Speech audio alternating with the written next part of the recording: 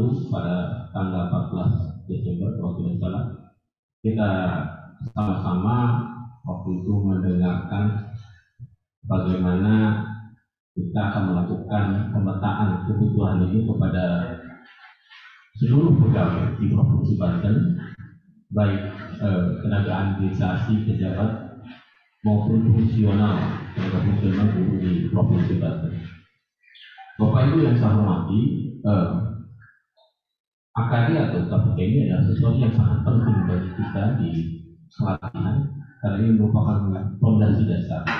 Dan hari ini nanti akan disampaikan hasilnya kepada Bapak Ibu sekalian, bahwa kebutuhan yang diharapkan untuk dijadikan dasar sebagai rencana kerja kita di tahun 2023 untuk pelaksanaan pelatihan di tahun 2023 berdasarkan analisis dan kajian nanti akan terlihat seperti apa. Baik, untuk mempersingkat waktu kepada Bapak Kepala Badan, kami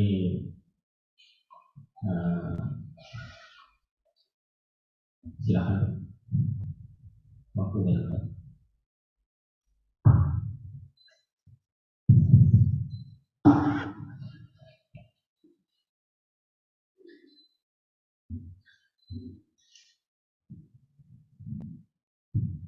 Assalamualaikum warahmatullahi wabarakatuh. Alhamdulillah. Nah, alhamdulillah. Pertama kita panjatkan puji syukur kepada Allah Subhanahu wa taala, Tuhan yang Maha Esa, yang telah memberikan kita hidup dan sehat pada kita semua sehingga kita bisa berkumpul pada pagi hari ini dalam rangka kegiatan penyampaian hasil AKD apa ini Pak namanya ya, IKPK, identifikasi kebutuhan pengembangan kompetensi yang telah dilakukan. Kemudian terutama yang terhormat Pak Oki ya,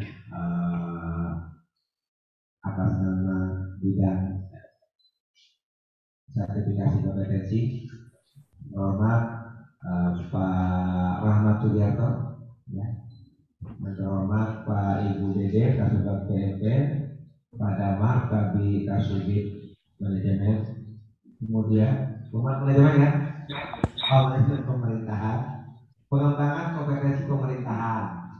Ini mau bisa ada yang saya lihat kayak ini. Kemudian yang terhormat Pak Selamat Kabi Kasubit teknis umum, kemudian teman-teman semuanya yang ada di dalam tim IKPK, teman-teman semuanya yang hadir pada kesempatan Zoom semua yang saya hormati, bahwa di tahun 2021 dalam penetapan pengembangan kompetensi yang sering disebut orang itu adalah diklat, itu kita sudah mengacu kepada AKD, yaitu analisis kebutuhan diklat yang sama dengan IKPK. Kalau bahasa Permendagrinya itu adalah identifikasi kebutuhan, kalau bahasa lembaga administrasi itu adalah analisis kebutuhan. Itu di tahun 2021 kita sudah menyelenggarakan diklat sudah berdasarkan AKD. AKD itu adalah suatu metode saja yang kami gunakan, menggunakan metode aplikasi yang mana isinya untuk melihat sejauh mana kebutuhan diklat yang dibutuhkan oleh secara organisasi maupun secara personal. Namun di 2021 persentasenya masih belum mempresentasekan dari seluruh aparatur sipil negara yang ada di lingkungan pemerintah Provinsi Banten. Persentasenya masih kecil. Ya, nah untuk di tahun 2022 ini kita sudah melakukan juga ya, melakukan analisis kebutuhan diklat teman-teman semuanya, ya, itu sudah mempersentasekan cukup tinggi.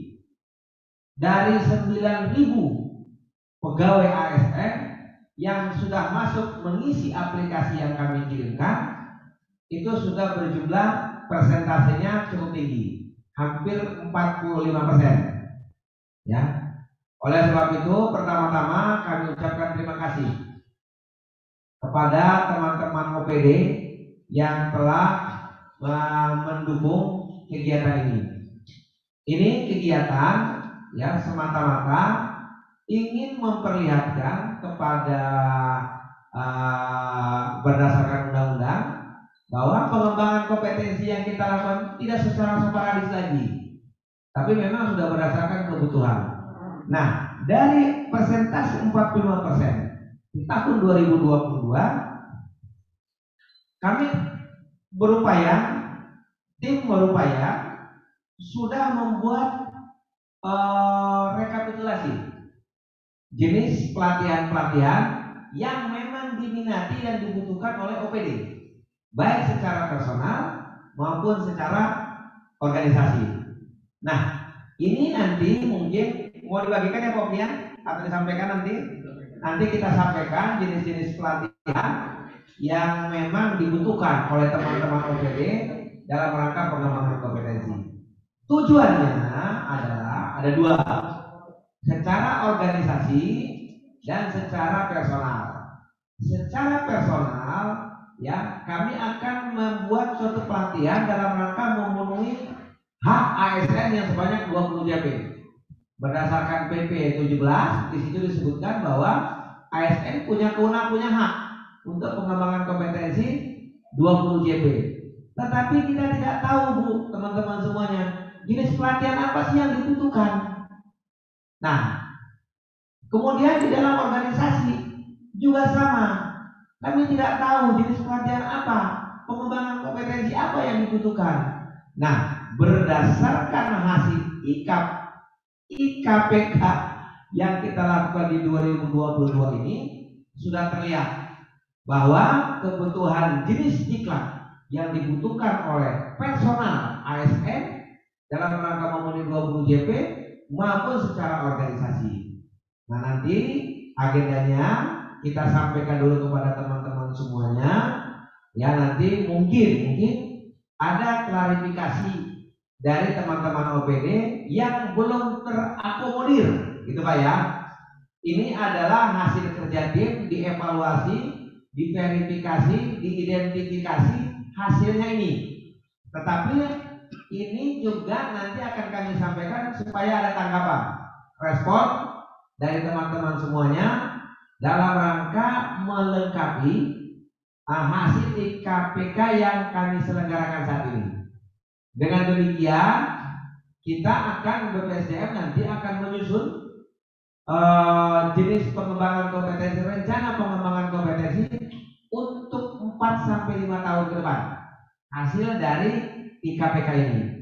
Ya, oleh sebab itu kepada teman-teman OPD semuanya kami minta responnya, kemudian tanggapannya, kemudian dalam rangka klarifikasi jenis-jenis pelatihan yang akan kita selenggarakan di 2023, 2024 dan 2025. Dengan demikian nanti tidak ada lagi pelatihan yang diselenggarakan oleh BPSDM tidak ada peserta.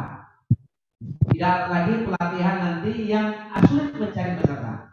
Kenapa? Karena jenis pelatihan yang akan kita selenggarakan memang jenis pelatihan yang dibutuhkan oleh teman-teman OPD. Ya. Kemudian dalam rangka memenuhi angka yang 20 jam pelajaran dalam 1 tahun setiap ASN, itu juga nanti didasarkan atas kebutuhan ASN dimaksud.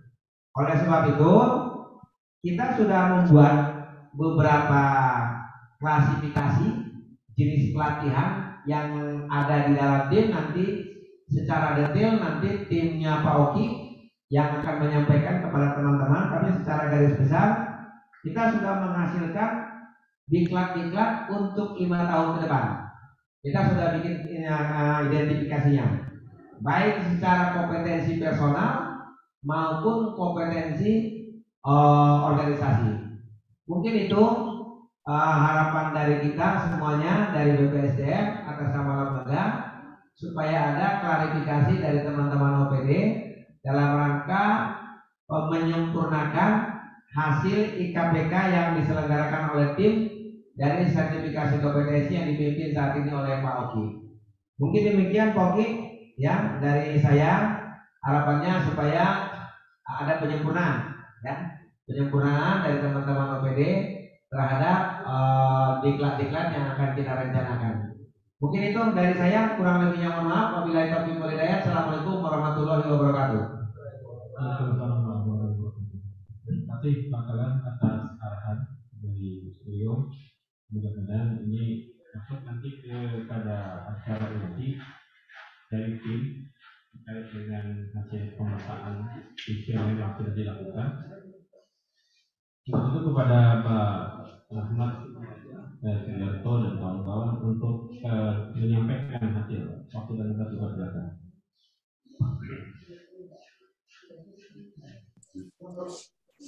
Iya, terima kasih Pak Oki. Mohon izin Pak. Bismillahirrahmanirrahim. Assalamualaikum warahmatullahi wabarakatuh. Alhamdulillah, wassalatu wassalamu ala rasulillah. Yang saya hormati Bapak Kepala Badan, Kepala BPSDMD Provinsi Banten, kemudian para pejabat struktural dan fungsional di lingkungan BPSDMD Provinsi Banten, kemudian rekan-rekan yang hadir di ruang virtual ini. Alhamdulillah kita bisa ketemu kembali ya dalam suasana yang hangat, dan mudah-mudahan Bapak Ibu semua dalam keadaan sehat walafiat. Semoga salat dan salam selalu tercurah untuk junjungan kita, Nabi kita yang mulia, uswah kita, pemberi syafaat kita, Nabi Muhammad Sallallahu Alaihi Wasallam. Juga kepada sahabatnya, para pengikutnya hingga akhir zaman nanti. Bapak Ibu, menarik sekali hasil IKPK kita kali ini, karena ini sudah didukung oleh responden yang jumlahnya lumayan banyak ya. Tadi disampaikan oleh Pak Kaban mencapai hampir 40%, dan ini sangat-sangat kita harapkan bisa merepresentasikan kebutuhan ASN se-Provinsi Banten. Saya akan tayangkan hasil yang sudah kita olah ya dari Bapak Ibu semua.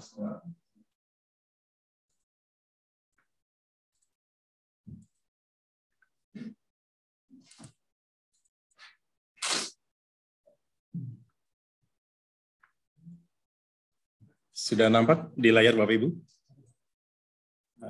Boleh kasih jempolnya atau lambaian tangannya di layar kalau sudah oke. Oke, terima kasih Bu Uwin ya. Ya, oke. Bapak Ibu, judul kegiatan kita adalah diseminasi atau penyampaian hasil identifikasi kebutuhan pengembangan kompetensi ASN Provinsi Banten tahun 2023. Jadi untuk 1 tahun yang akan datang.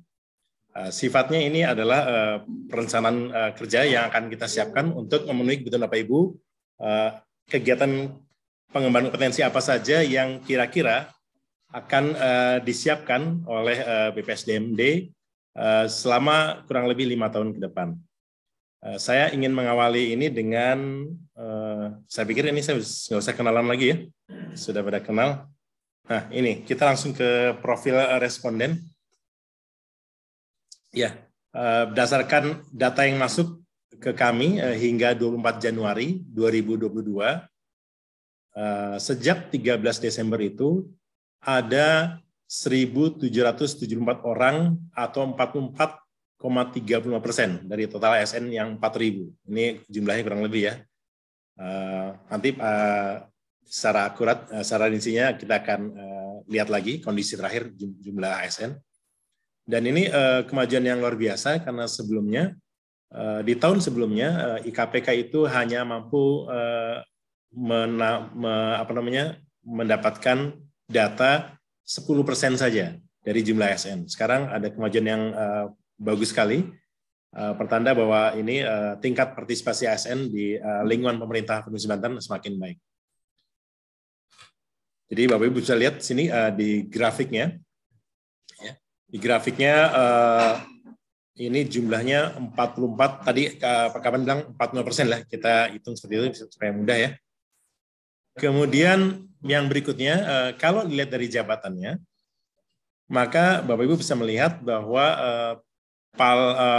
responden yang paling banyak itu di tingkat pelaksana 65%-an, kemudian di pejabat pengawasnya 19%, JFT-nya 10%, dan pejabat administratornya 5,6%.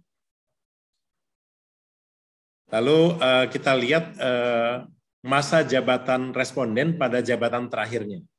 Bapak Ibu bisa melihat bahwa ternyata persentase tertinggi adalah responden yang duduk dalam jabatannya kurang dari 4 tahun.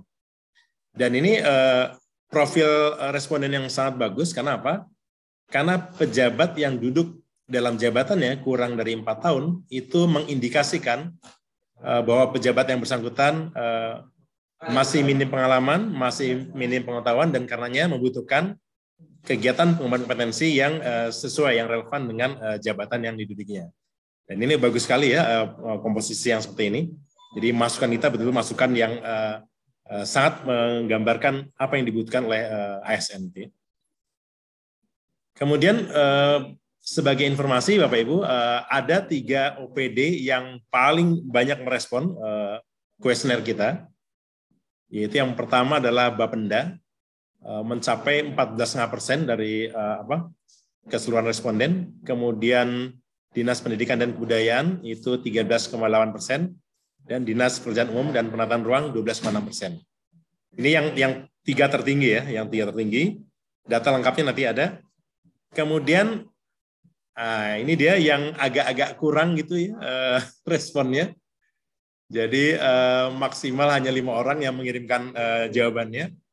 Badan Penghubung, Bapeda, Biro Hukum, ya, Biro Pemerintahan, Biro Ekonomi, Dinas Kelautan Perikanan, Dispora, Dinas Perhubungan, Dinas Pertanian, Dinas Perumahan dan Permukiman, ya. Kemudian Satpol PP. Ini yang kurang dari 5 atau paling banyak 5 orang.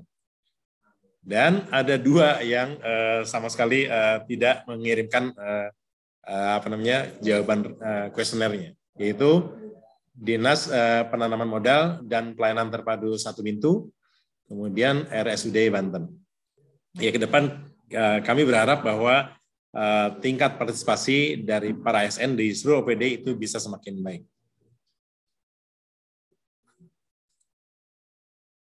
Ya, Bapak Ibu, sekarang kita lihat profil berikutnya dari para responden dari level pendidikannya.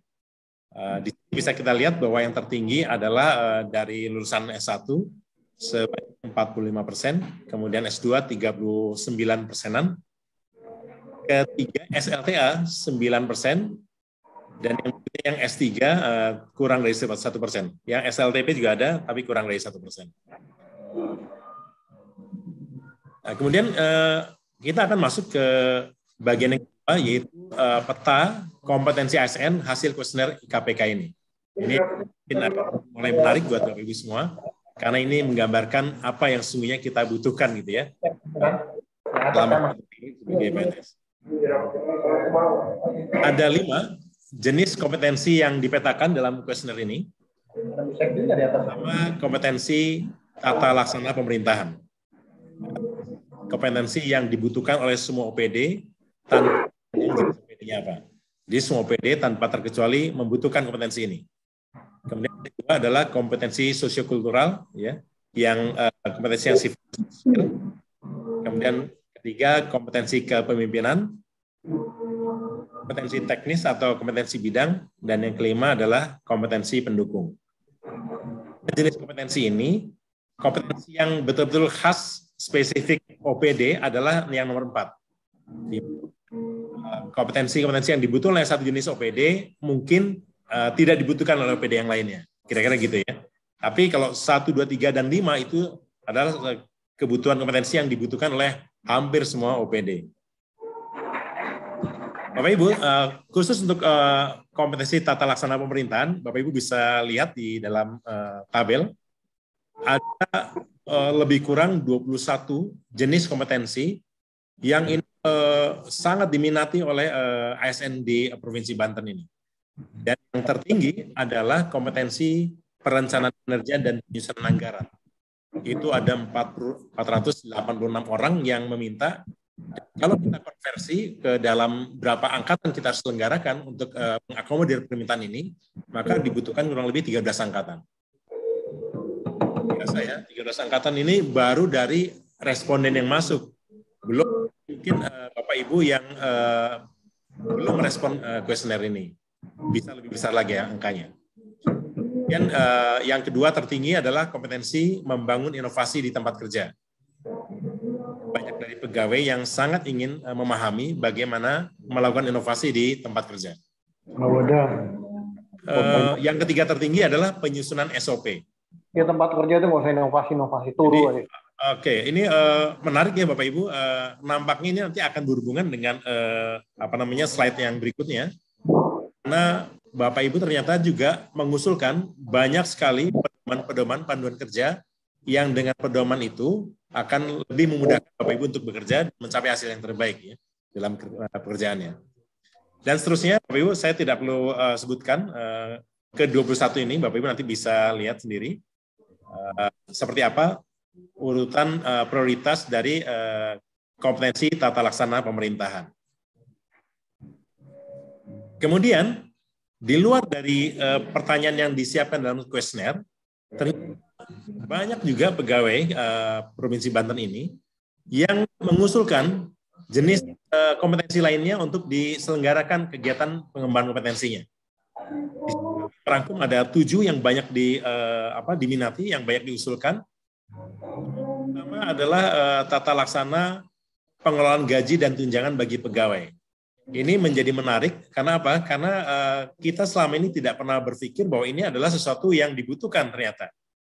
Kita merasa selama ini bahwa pengelolaan gaji dan tunjangan itu hal yang sudah rutin, yang sudah biasa, tapi ternyata tidak. Ternyata banyak pegawai yang sangat menginginkan bisa memahami tata kelola dari gaji dan tunjangan. Hanya dengan tukin yang lama nggak kita terima ya, nggak tahu juga kita nih ya. Oke. Yang berikutnya kompetensi tata cara mengoperasikan aplikasi SIPD. Nah, nampaknya dengan berubahnya simeral ke SIPD ini juga membawa banyak masalah ya di tingkat operasionalisasinya, sehingga banyak teman-teman yang sangat menginginkan bagaimana bisa memahami tata cara mengaplikasikan SIPD ini dengan baik. Kemudian yang menarik juga Bapak Ibu adalah yang ketiga. Ada banyak yang minta ya, hampir banyak OPD, hampir semua OPD yang menjadi responden itu meminta adanya pengembangan kompetensi tentang etika perjalanan dinas dan implementasinya. Lihat usulan seperti yang gini, mungkin ada banyak masalah ya dengan perjalanan dinas di OPD itu. Saya nggak paham juga nih. Adalah pemanfaatan statistika untuk perencanaan, untuk pelaksanaan dan evaluasi kinerja. Kemudian yang kelima, pengelolaan media sosial OPD sebagai sarana penyebarluasan informasi, pelayanan masyarakat, dan pembangunan. Nah, Bapak Ibu sekarang sudah nggak asing ya, rata-rata organisasi punya Instagram, ya, punya Facebook, punya Twitter, punya channel YouTube, dan seterusnya, yang itu memang dimaksudkan untuk sarana penyebarluasan informasi. Tapi bagaimana mengelola media sosial ini dengan baik, tentu banyak mungkin pegawai yang belum tahu caranya gitu ya. Kemudian yang keenam adalah teknis penyusunan berbagai jenis laporan. Di sini diantaranya adalah LKPJ, LPPD, LKIP, dan seterusnya. Yang ketujuh, yang banyak diminta adalah bagaimana mengelola informasi publik. 7, yang paling sering diminta oleh responden, selain dari 21 yang tadi disampaikan di awal. Kemudian Bapak Ibu kita masuk ke jenis kompetensi yang kedua, yaitu kompetensi sosial kultural. Jadi ilustrasinya ini seseorang yang memegang meletakkan tangannya di dada kirinya. Ini sebagai visualisasi bagaimana seorang pegawai itu mampu memiliki integritas, ya, akuntabilitas, kecerdasan emosi, mental, spiritual yang baik ya dalam bekerja. Di sini yang dimaksud dengan kompetensi sosial-kultural adalah jenis soft skill yang tidak terkait langsung dengan kebutuhan organisasi, namun sangat menentukan kualitas kinerja ASN secara personal, kelompok, dan organisasi. Jadi ini justru yang menjadi penentu sebetulnya apakah seorang pegawai itu mampu berkinerja baik atau tidak. Bukan semata persoalan teknis, tapi Bapak Ibu, justru yang paling menentukan adalah kemampuan soft skill-nya ini. Kemudian di sini dikatakan bahwa kompetensi sosio-kultural merupakan modalitas utama pembentukan ASN yang berkarakter dan profesional. Nah, seperti apa kira-kira gambarannya? Ada 5 jenis, Bapak Ibu, kompetensi sosio-kultural, dan ini luar biasa yang minta ya, banyak sekali ini. Jauh melampaui permintaan pengembangan potensi untuk jenis tata laksana pemerintahan. Untuk yang pertama, yaitu pengembangan mindset atau budaya kerja aparatur, yang meminta itu bahkan lebih dari 1.000 orang. Kalau lihat dari grafik ini ya, dari bar chart ini, yang meminta jauh lebih besar dari yang meminta kompetensi tata laksana pemerintahan. Kalau tadi tata laksana pemerintahan sekitar 300-an orang, ini 1.000 lebih. Ini luar biasa ya. Kemudian meminta tentang membangun kekompakan organisasi, kebersamaan organisasi, kerjasama organisasi atau capacity building, ini juga banyak ya. Hampir mencapai 1.000 juga. Kemudian yang meminta kecerdasan emosi dan spiritual. Lalu berikutnya adalah soal integritas, etika, anti korupsi, dan yang terakhir soal manajemen konflik. Kalau Bapak Ibu memperhatikan tampilan bar chart yang seperti ini, maka barangkali Bapak Ibu sepakat dengan saya bahwa permintaan ini berarti menggambarkan ada banyak persoalan di OPD kita masing-masing berkaitan dengan sikap perilaku mental aparatur. Ya, sehingga kemudian muncul profil permintaan yang seperti ini. Oke, saya ke slide berikutnya. Nah, Bapak Ibu, dengan banyaknya responden yang menghendaki pengembangan kompetensi sosio-kultural, mengindikasikan adanya persoalan serius dalam sikap mental perilaku ASN yang menyangkut kedisiplinan, produktivitas kerja, integritas dan etika, kecerdasan emosi, korupsi, dan persoalan-persoalan yang menimbulkan banyak konflik ya di OPD kita masing-masing. Gambarannya seperti itu sehingga permintaannya sangat banyak. Kemudian jenis kompetensi yang ketiga, Bapak Ibu, adalah kompetensi kepemimpinan. Menjadi menarik karena apa? Karena di era industri sekarang ini yang kita kenal dengan industri 4.0 dan masyarakat 5.0, banyaknya perubahan bisnis model yang disruptif di berbagai bidang, kondisi yang tidak stabil, penuh ketidakpastian, kompleks dan ketidakjelasan situasi atau yang kita kenal dengan VUCA, volatility, uncertainty, complexity, dan ambiguity gitu ya. Maka lalu ditambah dengan semakin meningkatnya tuntutan masyarakat, maka kepemimpinan yang adaptif, kepemimpinan efektif yang mampu merespon dengan cepat kondisi yang dinamis seperti yang tadi. Untuk itulah kemudian kita tanya di dalam kuesioner, apakah Anda sudah menjadi pemimpin unit kerja yang efektif atau belum? Nah, ternyata banyak yang mengatakan bahwa mereka sangat membutuhkan kompetensi untuk menjadi pemimpin unit kerja yang efektif. Dan jumlahnya lumayan banyak ya. Ada 796 orang, kalau ini dibagi dalam angkatan, ada 20 angkatan yang harus diselenggarakan. Strategi pemimpin yang efektif juga kalau nggak dikasih kesempatan. Ya, nanti itu soal berikutnya Pak ya. Soal berikutnya. Betul, kalau mau jadi pemimpin efektif, kalau nggak ada kesempatannya, percuma ya Pak ya. Tapi saya rasa kalau ada upaya, ada ikhtiar, saya rasa satu hari nanti akan menemukan jalannya Pak. Nanti ini akan menjadi bahasan yang menarik Pak. Oke. Bapak Ibu, yang berikutnya adalah kompetensi teknis, yaitu kompetensi Bapak Ibu sesuai dengan OPD-nya masing-masing, yang kita sebut sebagai kompetensi kebutuhan pada level bidang atau level pekerjaan. Berarti apa? Berarti setiap OPD itu memiliki kebutuhan spesifiknya masing-masing yang tidak sama dengan OPD-OPD lainnya. Dan menariknya Bapak Ibu, ini jumlah yang persentase yang luar biasa, 92,9% responden, berarti apa? Berarti hampir 100% responden menyatakan membutuhkan peningkatan kompetensi teknis sesuai bidang kerja masing-masing. Artinya apa ini Bapak Ibu? Data ini menunjukkan bahwa banyak dari kita yang ingin bekerja baik, banyak dari kita yang ingin punya kualitas dalam bekerja, tetapi belum memiliki cukup kompetensi untuk melakukan itu. Sehingga hampir 100% responden mengatakan membutuhkan ini. Nah, ini luar biasa ya, Bapak Ibu nanti bisa melihat, saya akan sampaikan beberapa contoh saja karena ini sangat banyak. Misalnya teman-teman dari BKD itu menginginkan ada kompetensi di dalam pengelolaan usulan berkas kenaikan pangkat. Bagaimana kemudian setiap usulan kenaikan pangkat ini bisa dilakukan dengan cepat ya, dengan efisien, dengan mudah gitu ya. Tidak seperti yang sekarang barangkali yang mungkin lama waktunya gitu ya. Kemudian masih terus kita menyerahkan berkas terus secara fisik ya. Sementara di OPD lain di pemerintah kabupaten kota yang lain itu sistemnya sudah sangat efisien. Kemudian teman-teman dari BKD juga menginginkan bagaimana memahami merit system secara lebih baik. Ini yang sifatnya kekhasan dari BKD. Kemudian kita lihat dari teman-teman Kesbangpol ya, Kesatuan Bangsa dan Politik. Mereka menginginkan ada kompetensi tata laksana SPD, ada manajemen keormasan, ada pengelolaan informasi daerah ya, ada soal intelijen ya, ada pendidikan politik dalam meningkatkan indeks demokrasi Indonesia, ada soal penyidikan perpajakan dan sistem aplikasi tata kelola keuangan, ada permintaan kompetensi tentang mitigasi resiko dalam pengelolaan administrasi di sekretariat, ada soal wawasan kebangsaan dan 4 pilar kebangsaan, dan seterusnya ya.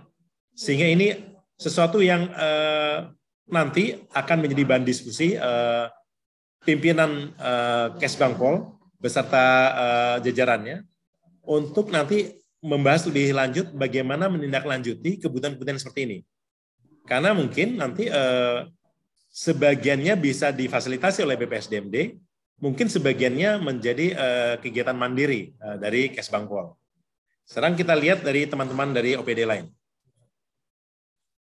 Ini dari Badan Pengelola Keuangan dan Daerah ada 4 yang diminta secara spesifik, yaitu tentang akuntansi, ya, tentang sistem terbaru penatausahaan keuangan daerah, lalu ada tentang penyusunan anggaran dan pelaporan, kemudian yang keempat tentang program aplikasi penganggaran. Oke, tidak banyak ya, tapi ini empat hal ini kelihatannya sesuatu yang khas dari Badan Pengelola Keuangan dan Aset Daerah. Kemudian dari Bapenda lebih banyak, dari Bapenda ini ada 12 ya, analisis potensi dan proyeksi PAD, tentang teknis pengelolaan retribusi daerah, tentang penatausan pendapatan, dan seterusnya. Ya. Banyak sekali. Kita lihat contoh yang lain dari, ya ini kita coba lihat yang agak banyak ya. Nah ini dari Biro Pengadaan Barang dan Jasa Setda.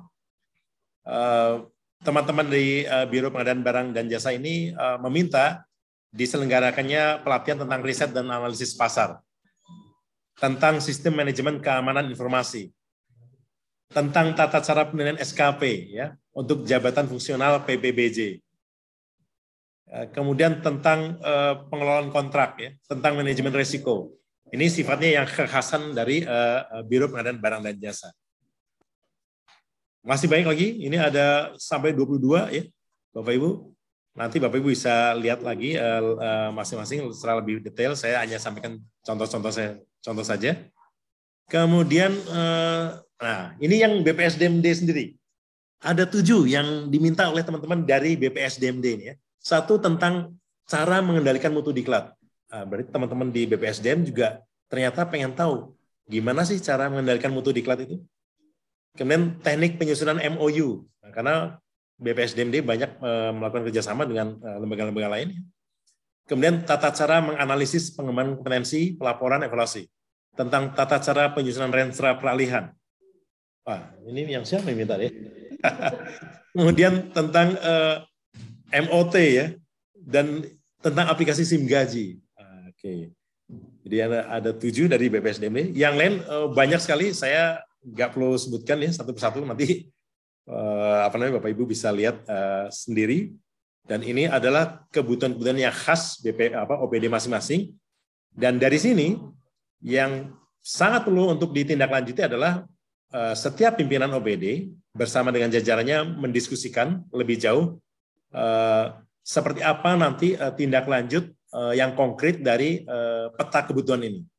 Supaya nanti kebutuhan-kebutuhan dari setiap pegawai di setiap OPD itu bisa terwadahi, bisa terakomodir, dan kita berharap itu bisa dilakukan dengan layak ya, selayaknya, supaya terjadi percepatan dalam peningkatan kompetensi ASN di setiap OPD.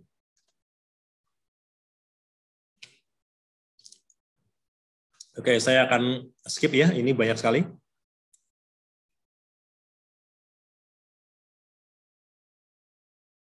Banyak sekali, diolah dari 1.774 data yang masuk ya, lumayan ini, lumayan pegel.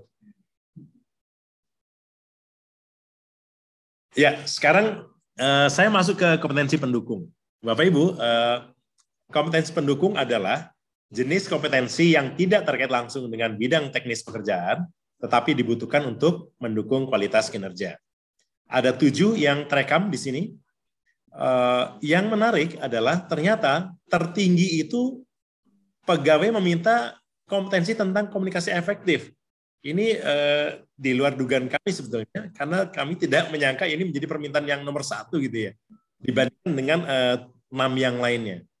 Dan ternyata ini ada hubungannya dengan kompetensi sosiokultural, di mana Bapak Ibu bisa melihat ada banyak ribuan orang ASN yang meminta diselenggarakannya pelatihan-pelatihan tentang budaya kerja, tentang mindset, tentang integritas, tentang anti korupsi, ya, tentang manajemen konflik, tentang membangun kebersamaan organisasi, dan itu sangat relevan dengan kompetensi ini, bahwa itu semua dasarnya adalah komunikasi.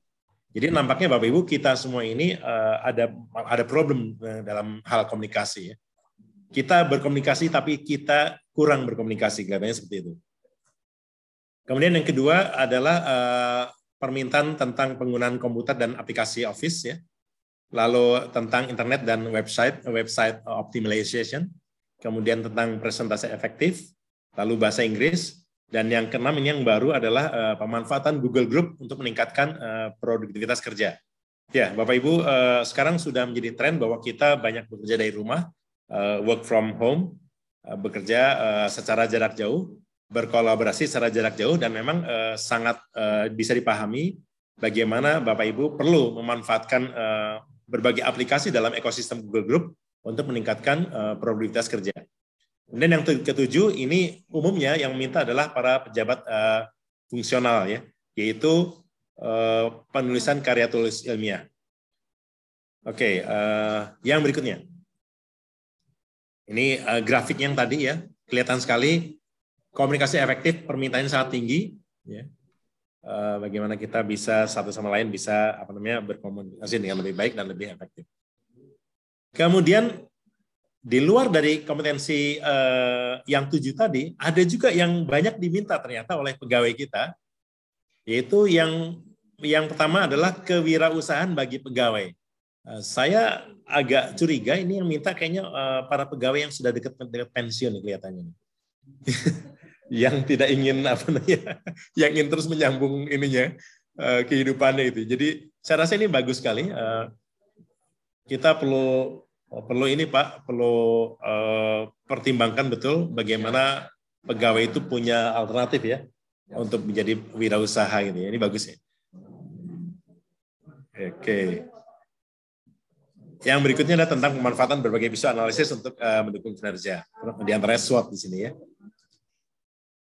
Ya, kemudian Bapak Ibu, yang berikutnya adalah sekarang kompetensi khusus untuk jabatan fungsional umum. Nah, teman-teman dari OPD yang banyak menjadi responden tadi di awal sudah saya sampaikan, mayoritas adalah para pelaksana. Dan ya, para pelaksana ini yang menjadi responden umumnya sangat-sangat berminat untuk mengikuti kegiatan pengembangan kompetensi yang bertema strategi menjadi pelaksana yang efektif. Jadi ini kabar yang sangat menggembirakan Bapak Ibu bahwa dengan tingginya minat para responden untuk bisa memahami strategi menjadi pelaksana efektif, itu menunjukkan bahwa mereka itu sangat ingin ya melakukan yang terbaik untuk organisasinya, sehingga mereka ingin belajar bagaimana caranya menjadi seorang pelaksana yang efektif. Ini bagus sekali. Kita bisa lihat yang minta adalah 1.217 orang dari 1.700 orang. Jumlah yang luar biasa besar nih ya. Kemudian ini, setelah kita tadi memetakan kebutuhan-kebutuhan kompetensi, baik yang sifatnya umum dibutuhkan oleh semua OPD maupun yang sifatnya khusus ya dibutuhkan oleh OPD tertentu saja. Sekarang Bapak Ibu bisa melihat bentuk-bentuk kegiatan pengembangan kompetensi yang paling diminati. Dari 13 alternatif atau 13 model atau 13 bentuk, Bapak Ibu bisa melihat yang paling diminati sampai dengan hari ini adalah metode pelatihan klasikal. Sampai hari ini klasikal dianggap sebagai metode yang paling efektif untuk meningkatkan kompetensi. Nah, kebalikan dari klasikal adalah yang sifatnya online. Yang milih cuma 18% aja. Jadi mungkin masih banyak pegawai kita yang belum nyaman kalau ikut pelatihan secara online gitu ya. Dan ini digambarkan dari peminat yang sedikit aja. Tetapi yang menarik adalah nomor 3. Yang nomor 3 adalah pelatihan secara gabungan atau kita kenal dengan istilah blended learning yang menggabungkan antara metode tatap muka dan sistem online. Ternyata peminatnya cukup tinggi ya, 32%. Nah, ini berarti Bapak Ibu, saya bisa memahami ini bahwa banyak mungkin pegawai yang bisa merasakan keleluasaan, kenyamanan dalam mengikuti pelatihan model ini karena pelatihan ini bisa diikuti dimanapun ya, dari manapun, kapanpun, tanpa harus datang langsung ke kampus BPSDM misalnya.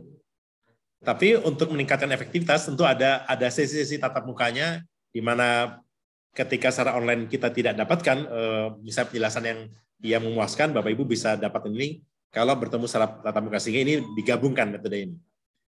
Kemudian dan seterusnya Bapak Ibu ya seperti ini gambarannya sampai dengan jenis yang ke-13. Nanti secara detail Bapak Ibu bisa lihat sendiri. Kemudian, nah ini dia, saya masuk ke hal yang tidak kalah pentingnya. Namanya job aids. Kemarin ada yang protes, kenapa namanya aids gitu ya. Ini sebenarnya istilah asli dari Training Need Analysis atau TNA, atau dalam bahasa kita adalah AKD, analisis kebutuhan diklat, bahwa yang namanya job aids ini adalah hal-hal yang sifatnya bisa membantu kita dalam bekerja. Atau dalam secara sederhana kita bisa katakan ini adalah soal panduan atau pedoman kerja. Nah, yang menarik Bapak Ibu, yang menarik, hampir separuh responden mengatakan bahwa di tempat mereka bekerja itu kurang cukup tersedia panduan atau pedoman kerja yang bisa membuat mereka bekerja lebih baik. Nah, ini terus terang data yang sangat mengejutkan buat kita semua Bapak Ibu. Kenapa? Ketika separuh pegawai di Provinsi Banten ini mengatakan, saya kok nggak bisa bekerja maksimal ya, karena nggak cukup ada panduan, nggak cukup ada pedoman yang bisa saya pedomani supaya saya bisa bekerja bagus. Nah ini mengejutkan kita semua Bapak Ibu, karena berarti apa? Berarti selama ini kita seperti abai gitu ya, bahwa itu mereka butuhkan banget untuk bisa bekerja baik, tapi ternyata mereka mengatakan kurang ya, pedoman kerja itu kurang tersedia. Nah sehingga Bapak Ibu dengan melihat data ini sebetulnya kita bisa punya dua pilihan besar. Satu, meningkatkan kompetensi pegawai dengan cara ikut pelatihan. Yang kedua, membekali mereka dengan cukup pedoman. Dan ini justru jauh lebih murah, jauh lebih efektif ya ketimbang 40 orang ikut pelatihan di kelas yang itu akan lama sekali untuk bisa mengcover 4.000 pegawai gitu ya. Sehingga Bapak Ibu ini harus menjadi pertimbangan betul dari kita semua, termasuk nanti para pimpinan OPD dan jajarannya ya. Bagaimana menindaklanjuti temuan ini di lapangan ya. Kita lihat lebih jauh pedoman seperti apa saja sih yang dimaksud gitu ya, sehingga kok ini menjadi permintaan hampir separuh pegawai gitu ya. Kalau di BKD mereka butuh SOP tentang cara mengevaluasi kinerja pegawai. Mereka butuh SOP tentang tata cara pemberian penghargaan dan inovasi. Mereka butuh SOP tentang pedoman pelayanan kepegawaian. butuh panduan Juklak Junis. Iya, Pak. Iya. Iya, Pak. Ini akan seperti itu, Pak, kira-kira, Pak. Ini yang paling banyak ini.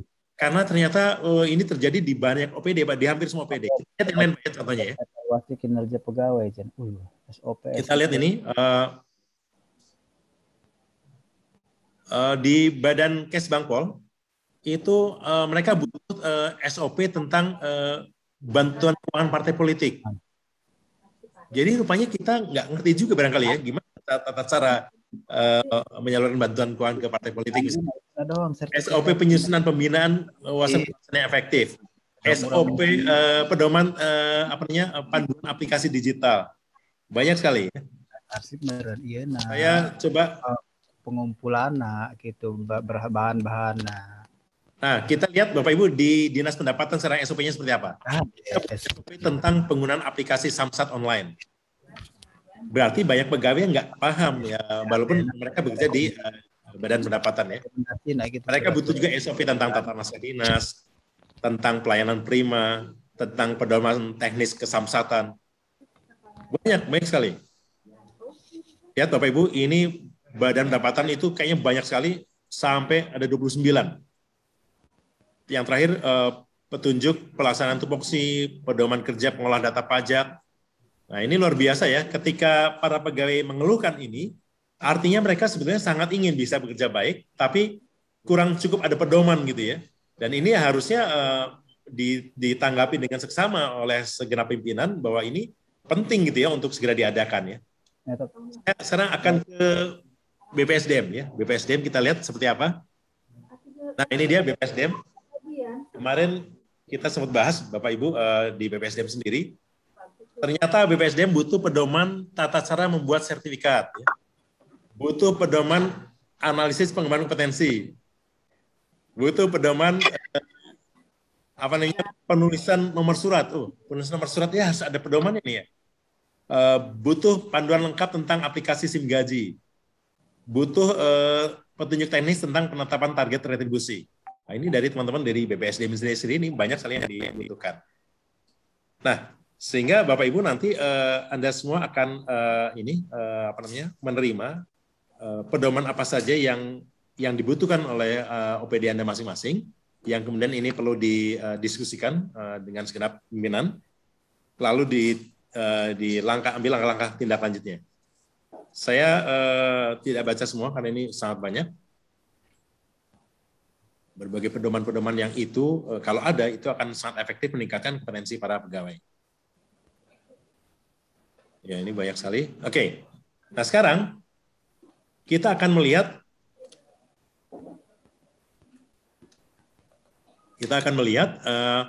dari ratusan pedoman tadi, pedoman apa sih yang berulang kali diminta secara sama oleh semua teman-teman dari semua OPD.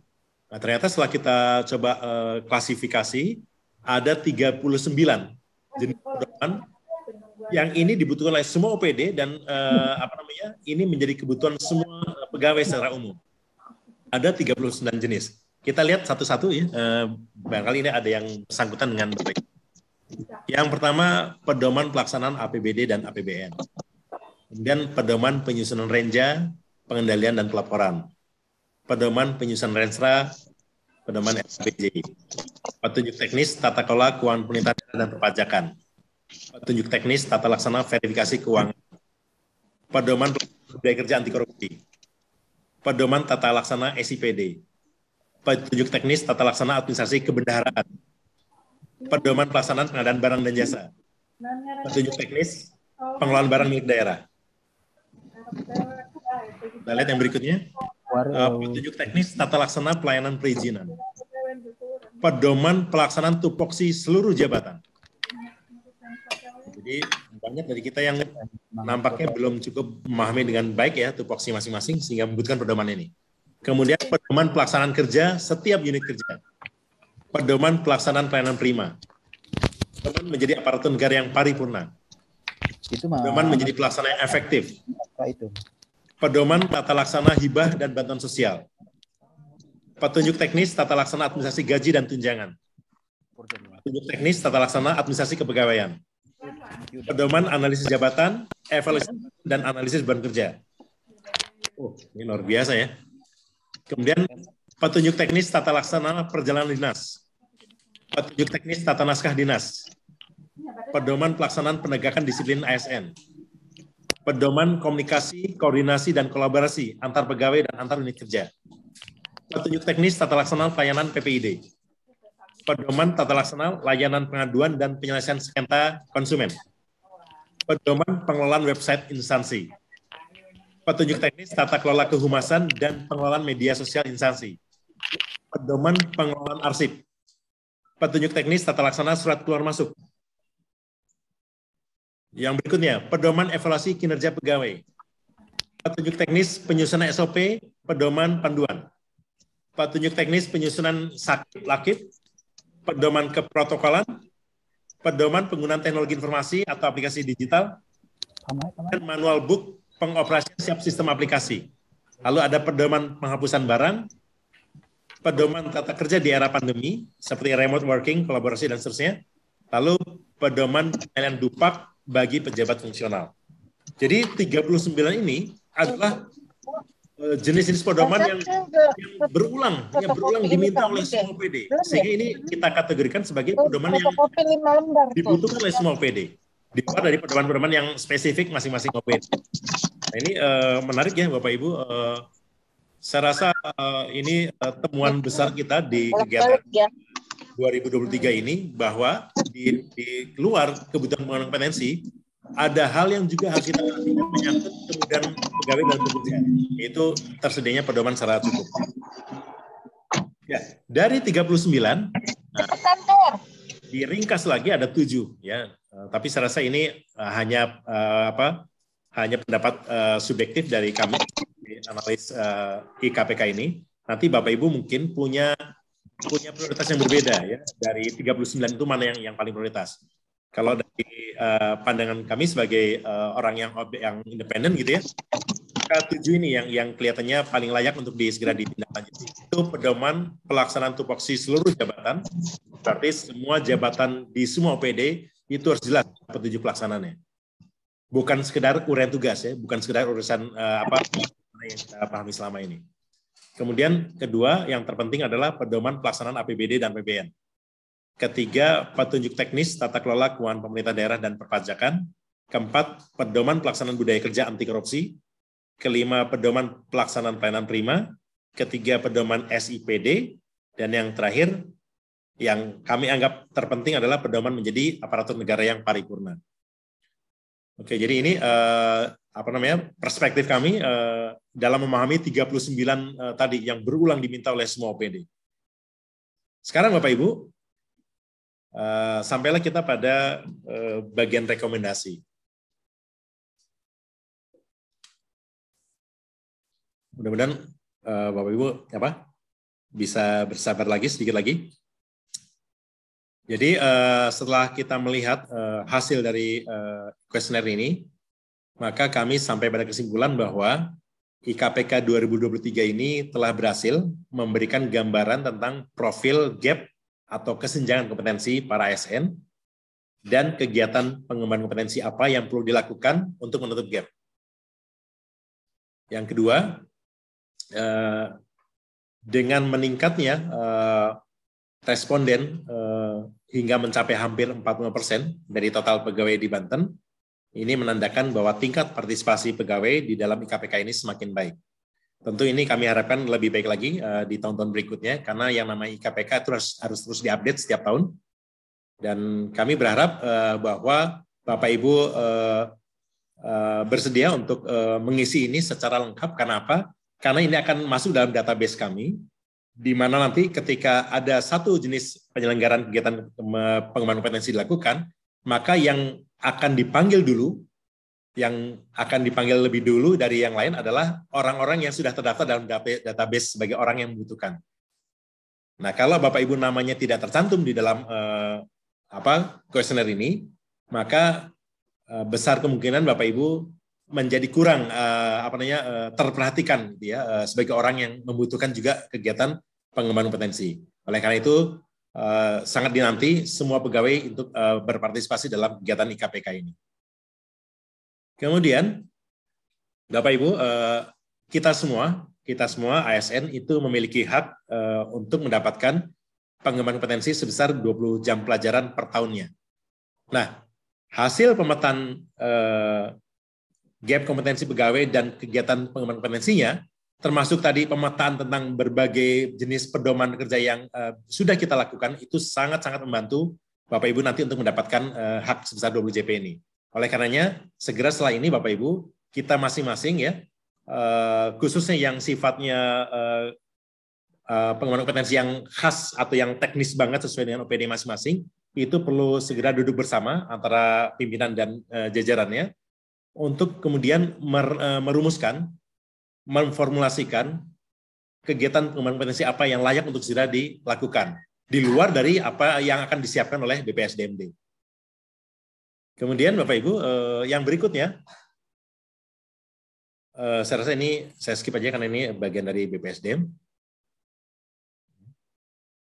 Nah, mungkin yang bisa mewakili apa yang sudah tadi kita petakan, kami membagi menjadi beberapa kelompok kegiatan pengembangan kompetensi. Yang pertama adalah kelompok manajemen keuangan. Di sana ada pelatihan perencanaan kinerja ya, dan penyusunan anggaran, kemudian pelatihan tata kelola APBD, APBN, lalu pelatihan administrasi kebendaharaan, kemudian pelatihan tata cara mengoperasikan aplikasi SIPD, lalu pelatihan tata cara pembayaran gaji dan tunjangan bagi pegawai. Kemudian pelatihan berikutnya yang masuk dalam kategori kelompok manajemen keuangan adalah pelatihan etika kepatutan perjalanan dinas dan implementasinya. Oh, ya. Kemudian pelatihan pengadaan barang dan jasa pemerintah, lalu pelatihan pengelolaan barang milik daerah. Nah, itu tadi adalah kelompok dari manajemen keuangan. Kemudian Bapak Ibu, sekarang kelompok kedua yaitu kelompok manajemen dan produktivitas kerja. Yang pertama, yang paling mendapat prioritas adalah pelatihan membangun inovasi di tempat kerja. Lalu pelatihan identifikasi masalah dan pengambilan keputusan atau kita sebut sebagai problem solving dan decision making. Sebagian dari kita barangkali menganggap bahwa pelatihan problem solving dan decision making ini adalah pelatihan kepemimpinan. Nggak ada masalah, artinya nanti ini hanya soal pengelompokan saja. Untuk sementara kami kelompokkan dalam kelompok produktivitas kerja. Kemudian yang ketiga adalah pelatihan penyusunan SOP atau Standard Operating Procedure. Kemudian pelatihan manajemen pengelolaan kegiatan bagi PPTK atau manajemen proyek. Kemudian pelatihan manajemen mutu dalam penyelenggaraan kegiatan. Lalu pelatihan analisis jabatan, analisis beban kerja, dan evaluasi jabatan. Masih di kelompok manajemen dan produktivitas kerja, Bapak Ibu, ada pelatihan tata cara penyusunan pelaporan. Semua pelaporan rutin ya, LKPJ, LPPD, LKIP, dan seterusnya. Kemudian pelatihan pemanfaatan statistika untuk perencanaan, pelaksanaan, dan evaluasi kinerja instansi. Lalu pelatihan penggunaan komputer dan aplikasi Office. Lalu pelatihan penguasaan tupoksi jabatan. Nah, ini saya ingin sampaikan sebuah informasi yang barangkali bisa memperkuat butir yang J ini, dari kelompok B.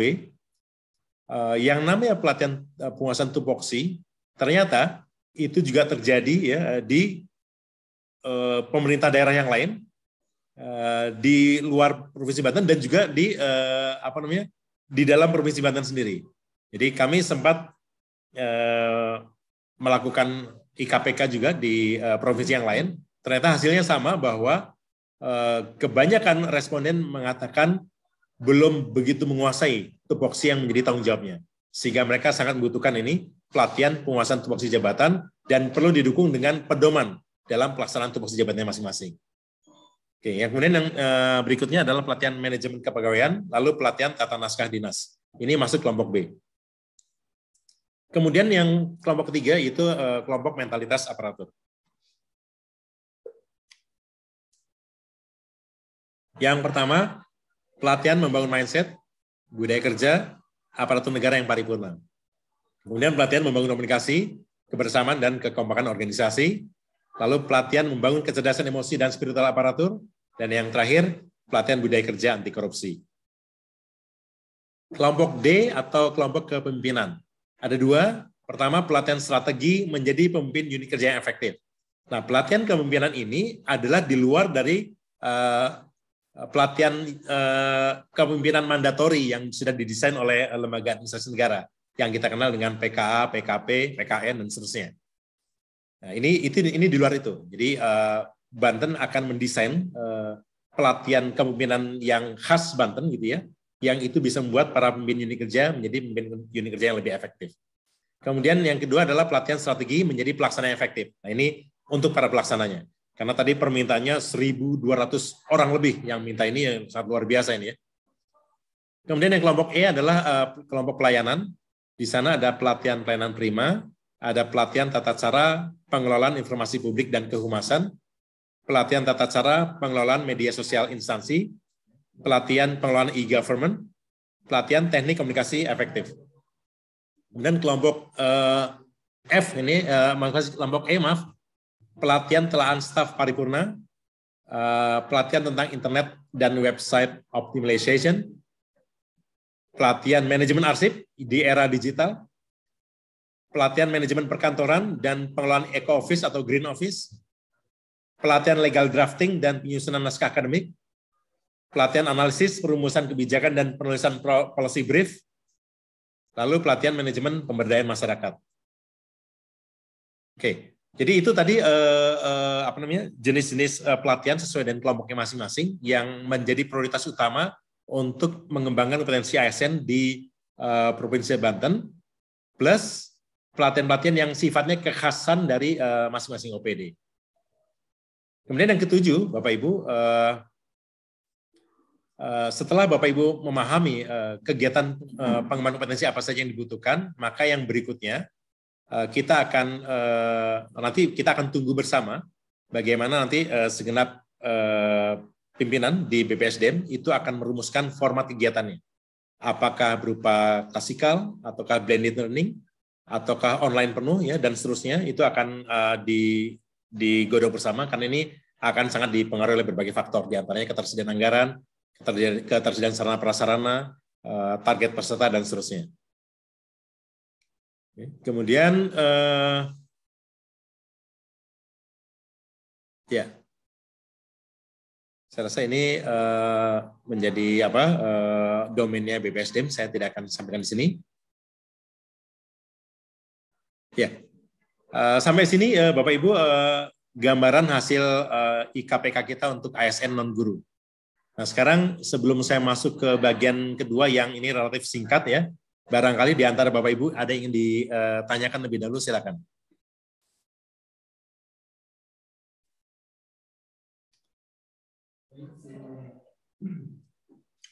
Baik, sebelum balik ke pemaparan terkait pemerintahan kompetensi dulu, kita akan lanjutkan yang menjadi rapat diskriminasi KPK itu yang online dari masing-masing.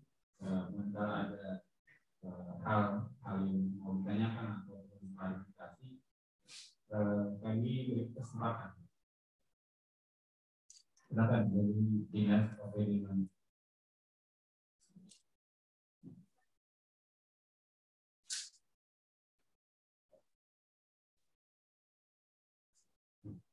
Kira-kira ada dari OPD yang mau menanggapi ini? Usulannya saya bukan ini katanya, tapi kok itu kalau ini kan kita berdasarkan hasil pengelompokan dari rekan-rekan. Ini pas enggak? Ada yang belum masuk, silakan.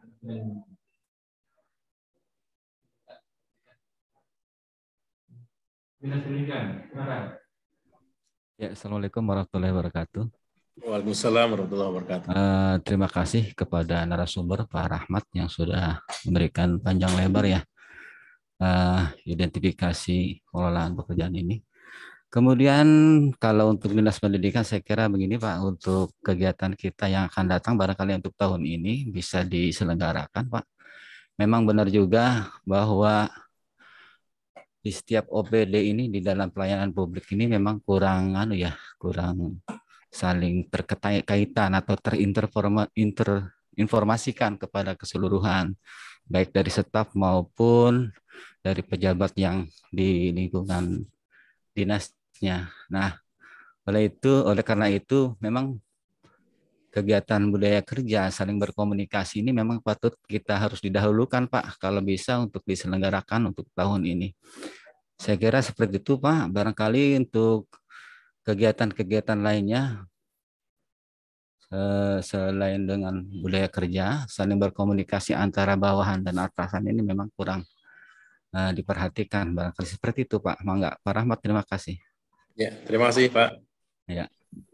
Barangkali ada yang lain sebelum nanti kita tanggapi bersama.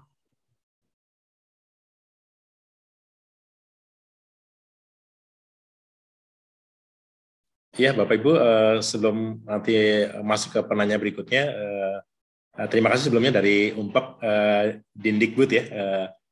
Jadi kepada Bapak Ibu yang lain juga kami berharap bahwa ada hal-hal yang mungkin perlu Bapak Ibu sampaikan, barangkali di antaranya untuk menambahkan hal-hal yang mungkin belum sempat tercover dalam kegiatan IKPK ini, yang itu menjadi kebutuhan Bapak Ibu. Nah, sehingga sebelum ini kemudian ditindaklanjuti, data itu menjadi lebih lengkap lagi. Silakan Bapak Ibu. Dari Ibu Uwi. Mohon izin Pak, terima kasih atas kesempatan yang diberikan. Pak, kemarin kan saya share surat ini di grup besar Kominfo. Kemudian ada salah satu kasih yang mengusulkan diklat pengelolaan data, sistem data. Sebentar Pak, izin saya lihat dulu ya. Yes. Usulan kata diklat pengelolaan satu data Indonesia. Saya sih menanggapinya, ini Pak Kasih ini dulunya waktu Desember itu ngisi IKPK atau enggak gitu ya. Kalau mungkin beliau ngisi kan pasti sudah tersampaikan ya Pak ya lewat kuesioner IKPK yang melalui link dibagikan pas Zoom meeting Desember itu ya Pak ya. Tapi kalaupun memang beliau belum mengisi ya mungkin melalui kesempatan ini bolehkah mungkin tahun depan diusulkan diklat pengelolaan satu data Indonesia begitu Pak dari kasih statistik yang ada di Kominfo. Mungkin itu aja Pak, terima kasih Pak. Ya, terima kasih Bu Uwi, masukan yang bagus ya. Satu data Indonesia itu keren banget ya. Oke, ya. Kita catat. Ya, kita catat. Ya, terima kasih Bu. Sama-sama. Yang lain ada barangkali? Nah, menanggapi apa yang tadi disampaikan oleh dan juga tadi sebelumnya dari Dindikbud ya, barangkali dari Pak Oki dan Pak Kaban mungkin ingin menyampaikan tanggapannya. Silakan, ini keinginan supaya pelatihan budaya kerja dan komunikasi itu diprioritaskan Pak, karena memang problem itu terjadi betul ya di setiap UPD itu, dan ini Dindikbud sangat merasakan itu Pak.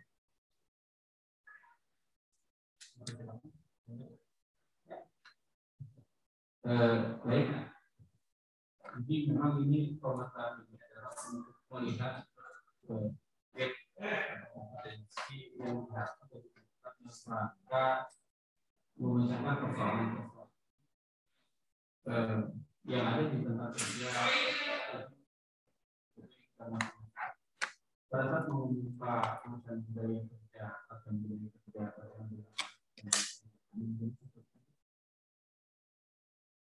ke depan, hasil dari kompetensi akan dilakukan pembahasan secara sering oleh BPSD dalam mewujudkan penting prioritas. Nanti akan kita lihat sejauh mana urgensinya, kemudian jumlah orang merespon tentang ini.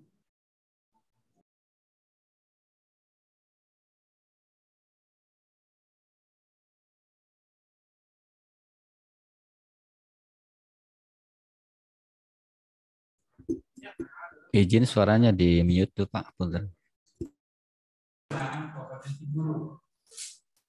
Sebentar, suara kurang terdengar Pak? Sudah ya? Oke.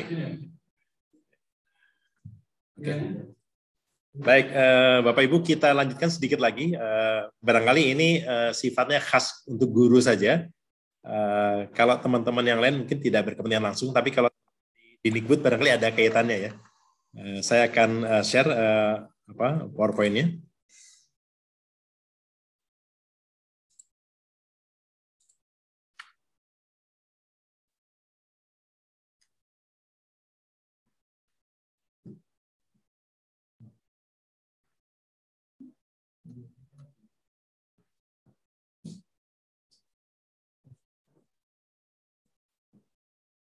Tunggu sebentar Bapak Ibu, ini lumayan banyak ya scrollingnya.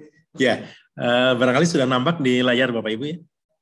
Jadi ini khusus untuk para guru di Provinsi Banten, SMA, MA, SMK ya, di lingkungan Provinsi Banten. SKK. SKH. Wah, namanya saya belum familiar ya. Oh iya, oke. Oke. Ada berapa nih? 1, 2, 3, 4, 5, 6, 7, 8, 9, 10, 11 ya. Berbeda dengan ASN yang kita tadi bagi dalam 5 bagian besar, guru ternyata agak lebih banyak dikit, ada 11 bagian besar pembagian jenis kompetensinya yang sedang kita petakan. Dan tentu ini bisa saja berbeda Bapak Ibu, metode pemetaannya dengan mungkin teman-teman guru yang lain atau teman-teman di Dindik ya. Ini hanya soal ini aja, soal pengelompokan saja. Tapi intinya dari 11 ini kami ingin memahami seperti apa sih profil kebutuhan pengembangan kompetensi para guru di kita ini ya. Dari mulai yang pertama adalah kompetensi pengembangan kurikulum. Kemudian kompetensi menyusun rencana pembelajaran atau RPP. Kemudian kompetensi high order thinking skill atau kita kenal dengan singkatan HOTS gitu ya. Kemudian kompetensi pedagogical non-content knowledge atau PCK. Kemudian kompetensi teknik mengajar efektif, lalu kompetensi merancang pembelajaran jarak jauh, kompetensi merancang sistem evaluasi, kompetensi penulisan karya tulis ilmiah, kompetensi penggunaan aplikasi digital atau kompetensi yang berbasis internet, kemudian kompetensi merancang media pembelajaran, dan yang ke-11 adalah kompetensi penunjang. Nah, dari 11 kompetensi ini, Bapak Ibu, kita akan lihat bersama seperti apa profilnya.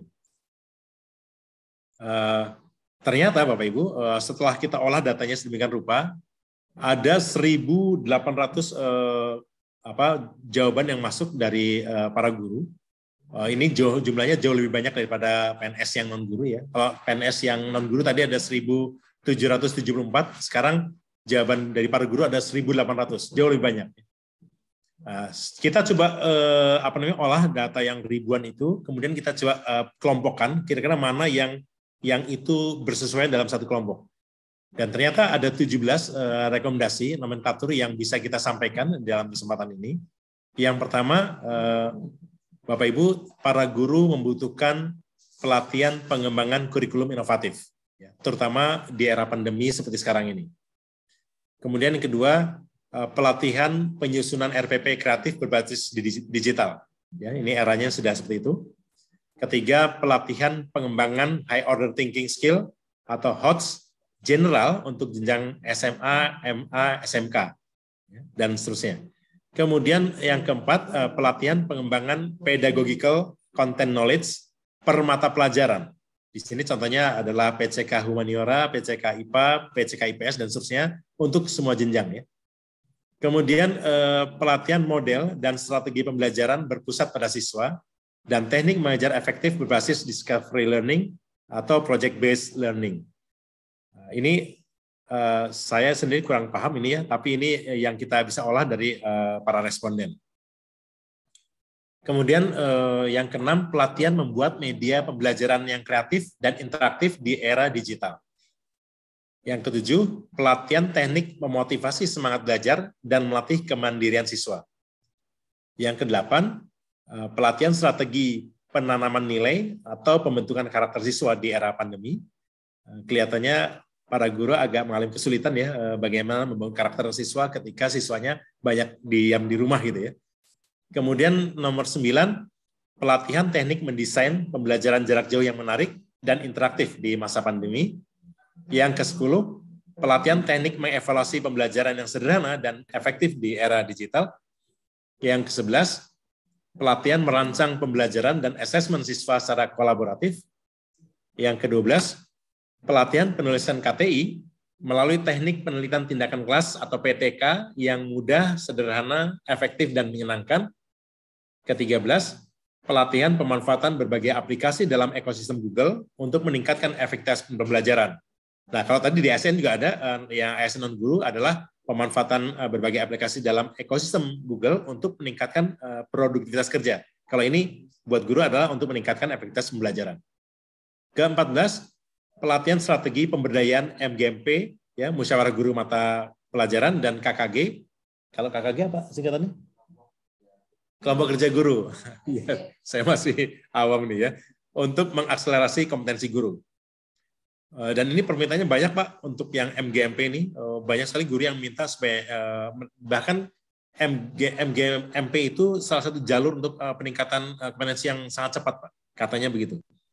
Kemudian yang 15 adalah pelatihan penerapan teknik ice breaking pada mode pembelajaran jarak jauh. Yang ke-16, pelatihan strategi penerapan pembelajaran online dan guru kunjung untuk meningkatkan motivasi dan hasil belajar siswa. Dan yang terakhir, yang ke-17, pelatihan membuat animasi pembelajaran untuk kemudian belajar dan meningkatkan daya tarik pembelajaran.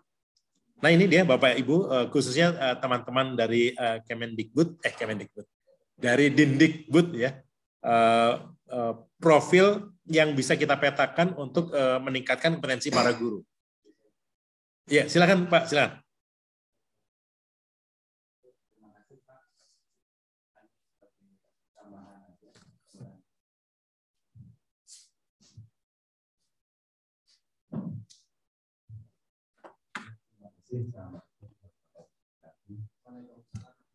Waalaikumsalam. Karena saya juga punya background pendidikan dari masukan dari presiden dari dinas pendidikan itu banyak. Tetapi ada beberapa hal yang punya kompetensi, yaitu yang menurut saya itu belum ada masukan ya. Belum ada di sini ya. Ya, di antaranya mungkin ada pelatihan supervisi pendidikan. Oh, Oke. Supervisi. Supervisi itu sangat penting Pak untuk pengawasan dari orang pengawas yang mensupervisi ke sekolah. Iya. Itu pertama. Yang kedua, ini yang mana Pak? Yang kedua kaitan dengan pelatihan bimbingan dan konseling. Bimbingan konseling. Belum ya? Kayaknya belum ya, dari 17 belum. Bimbingan dan konseling ini penting Pak, karena kita melayani pada siswa mungkin ada beberapa hal yang punya masalah, kemampuan siswa maupun konflik-konflik barangkali yang perlu ada pelayanan pada para siswa. Dan yang ketiga ini sedikit tambahan, barangkali untuk SKH ya. SKH. Sekolah yang berkebutuhan khusus ini perlu mendapat perhatian juga pelatihan itu Pak, karena di SKH itu sangat unik Pak. Uniknya kenapa? Itu berbagai ketunaan gitu. Iya. Ada tuna rungu, tuna ya banyak ya. Jadi perlu memberikan satu pelayanan terhadap siswa yang berkebutuhan khusus. Jadi kepada dinas pendidikan dari 3 item itu mohon diakomodir banyak, karena ini sangat penting.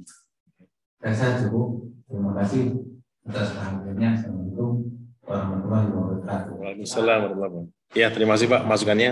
Kami catat di sini. Oke. 3 tambahan tadi Pak ya. Oke, baik. Terima kasih. Baik Bapak Ibu, silakan kalau ada yang ingin mengomentari dari pemetaan kompetensi guru ini.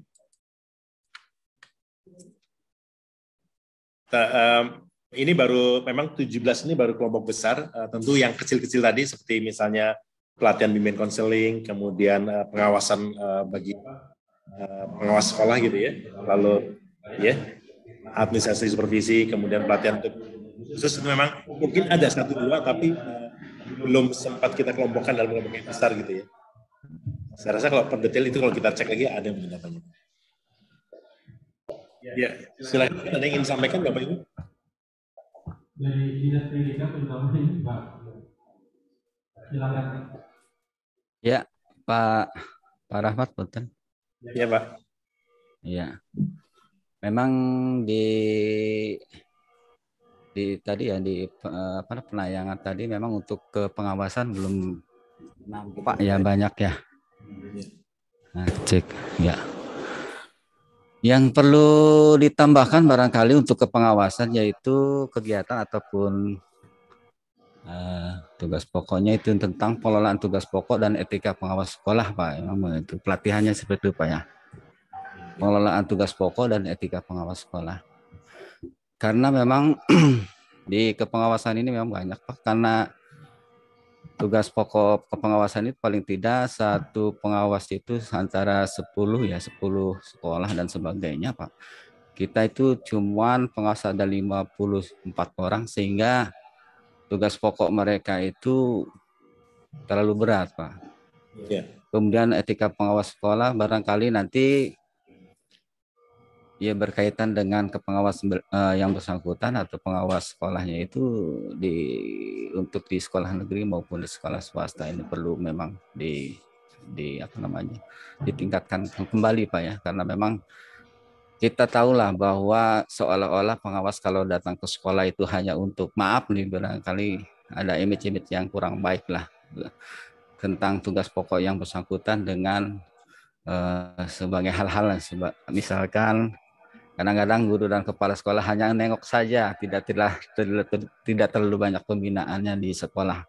Nah seperti itu, Pak. Jadi tentang pengelolaan tugas pokok dan etika pengawas sekolah, kemudian ada pengelolaan supervisi manajerial memang perlu banyak lagi barangkali untuk di BPSDM untuk kegiatannya itu, Pak. Itu saya barangkali Pak untuk dari Dindik, Pak. Baik, Pak. Terima kasih masukan yang bagus. Ya. Kita catat, Pak. Silakan Bapak Ibu yang lain, barangkali masih ada yang ingin disampaikan. Kalau tidak ada, ya, ada. Dari saya, Ya itu kembali persoalan ini pengawasan itu memang sangat diperlukan, Pak ya. Sehingga dapat mengevaluasi keberhasilan daripada pendidikan di sekolah. Jadi administrasi maupun supervisinya saling sistemnya, saling keterkaitan. Sehingga bagaimana menciptakan suatu mutu pendidikan di sekolah, terutama kaitan dengan semua aspek yang ada di persekolahan. Yang kedua, persoalan untuk coaching ya. Nampaknya ini perlu pembelajaran juga ya, karena saya alami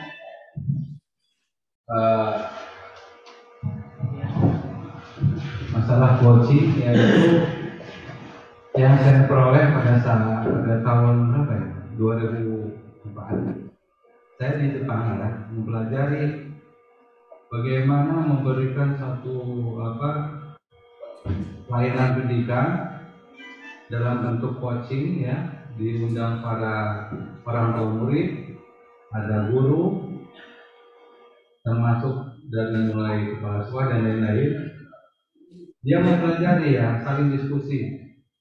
Ini mutu pendidikan cerdas. Bagaimana upaya siswa ini agar mutu pendidikan lebih meningkat. Permasalahan-permasalahannya dianalisa, dikaji. Faktor-faktor penilaiannya yang rendah, termasuk mungkin ada kelemahan-kelemahan siswa, sehingga dianalisa dan interpretasi. Pada suatu saat diundang semuanya, Pak, dalam satu ruangan, memberikan masukan kepada para orang tua murid agar saling kerjasama dalam meningkatkan masalah pembelajaran siswa.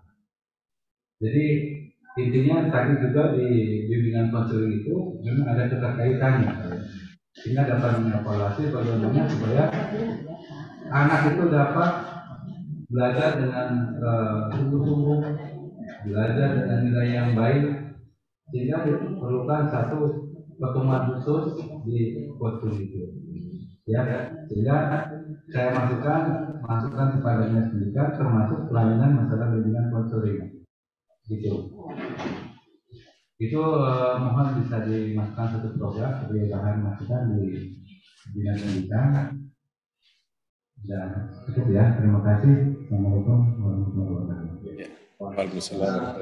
Terima kasih Pak Dian, masukan yang sangat bagus. Kita catat. Tidak ada lagi, saya kembali kepada waktu sebagai penyelenggara kegiatan. Bapak Ibu, jadi saya cukup sekian. Mohon maaf kalau ada hal yang kurang berkenan. Sallallahu alaihi wasallam. Assalamualaikum warahmatullahi wabarakatuh. Waalaikumsalam warahmatullahi wabarakatuh. Mari kita beri aplaus buat narasumber kita, Bapak Arifin. Terima kasih Pak atas hasil analisis dan tadi yang disampaikan. Pak Kaban, dari closing. Kata untuk terakhir kali dari Pak Kaban sebelum ini kita tutup, karena yang terpenting adalah hasil catatan sini. Baik Pak, dipersilakan Pak.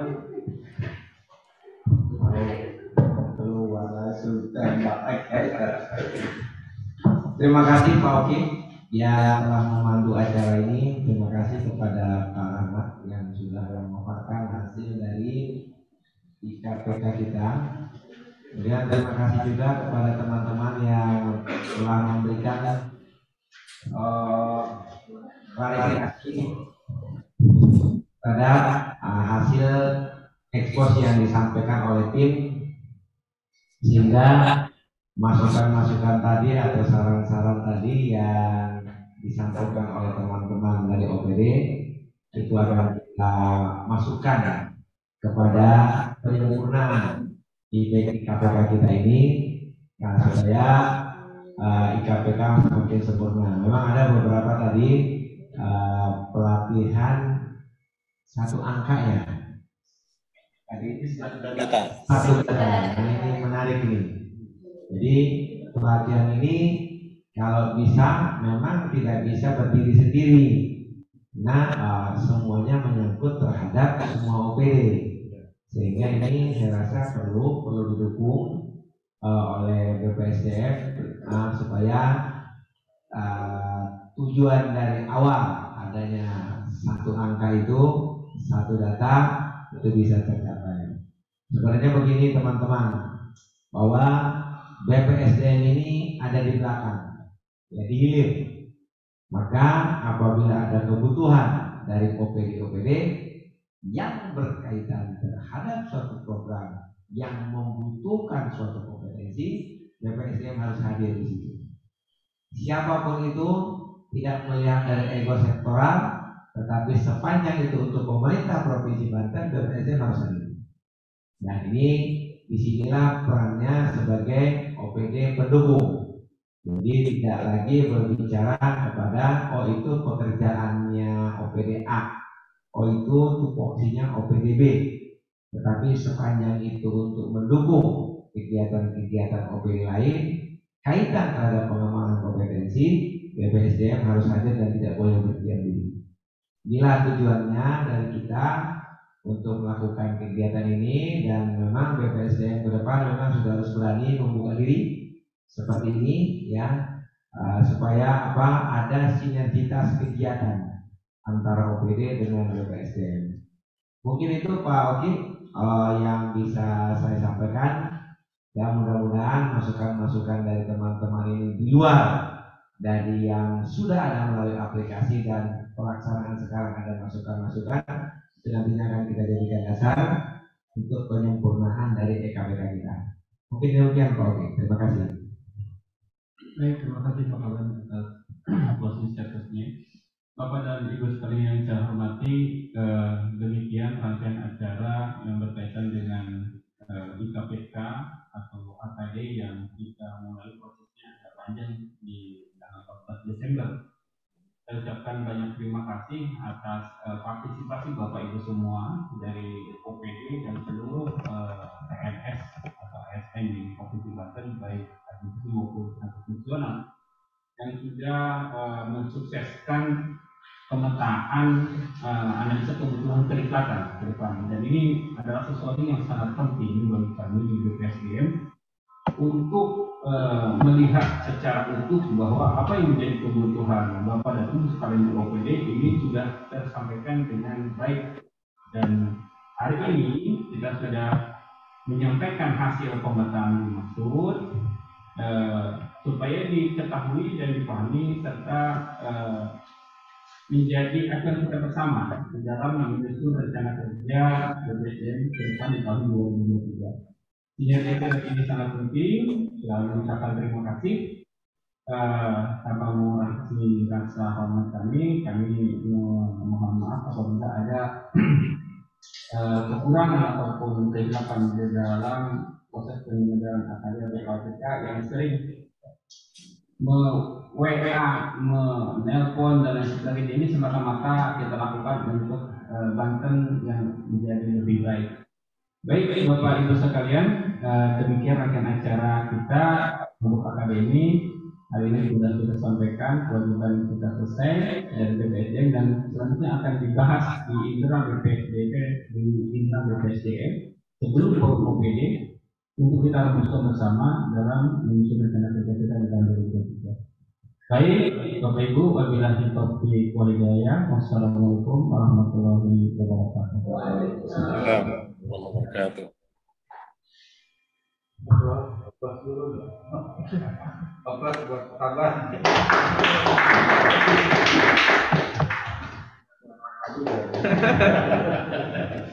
Terima kasih Pak. Untuk teman-teman Pak Budede, Pak Damar, Pak Herman, ya Pak Slamet, ya Pak Dian itu sebagai pendukung dari kegiatan, Pak Oki juga pendukung dari kegiatan. Pak Slamet ada itu temannya lagi, yang di bidang yang hadir, supaya kita bisa rapat lagi lanjutan sekarang. Hanya sekitar 1 jam ya sebelum awal. Nah Pak Yani tolong di like dulu. Kita mau ada rapat kita dulu.